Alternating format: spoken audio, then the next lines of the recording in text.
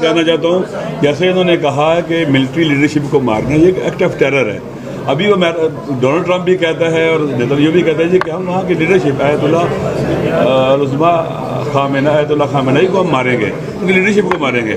یہ ٹوٹلی بکھلائے ہوئے لوگ ہیں, ڈرے ہوئے لوگ ہیں کہ آپ ایک بندے کو مار کے تو سیکنڈ بندہ نہیں آ جائے گا. لیکن یہ بات یہ کہنا خود ایکٹ آف ٹیرر ہے.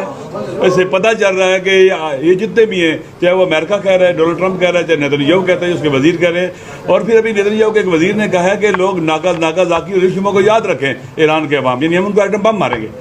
یہ اس طرح کے تھریٹس دے رہا ہے اور میرے خیال میں خاموشی اس طرح کے اقدامات کے مقابلے میں خاموش رہنا بھی جرم ہے. ان کی حوصلہ افزائی ہو رہی ہے. اور اگر اسرائیل کو نہ روکا گیا, چیزوں کو نہ روکا گیا, تو یہ جنگ اس پورے خطے کو لپیٹ میں لے لے گی اور تباہی و بربادی ہوگی.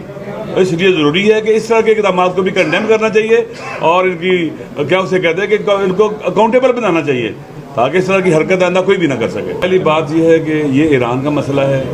نمبر 1, ایک اسلامی ملک پر حملہ ہے اور انلیگل حملہ اور اٹیک ہے, اس کی مذمت کرنی چاہیے. نمبر 2, میرے خیال میں آپ ہسٹری سے واقف نہیں ہیں, آپ نے پڑھا نہیں ہے کہ انہوں نے کبھی بھی عراق پر حملے کی حمایت نہیں کی, کبھی لیبیا پر حملے کی حمایت نہیں کی. لیبیا پر نیٹو فورسز نے حملہ کیا تھا, کس نے تائید کی تھی اس کی, کون لوگ ساتھ تھے اس سے, کہاں کے لیے امریکن اور نیٹو کے فورسز کے جہاز حملہ کر رہے تھے. عرب سپرنگ کا مسئلہ ہے, انہوں نے ہمیشہ, مجھے یاد ہے, عوامی جدوجہد کو سپورٹ کرتے ہیں جہاں جو بھی حکومت عوام لے کے ہیں. ایران میں 40 سال سے امریکہ کوشش کر رہا ہے کہ وہاں کی حکومت چینج کرے, انقلاب کو شکست نہیں دے سکا, آئندہ بھی ہار جائے گا. یہ میرا آپ کو قول ہے, دیکھ لینا. انشاءاللہ.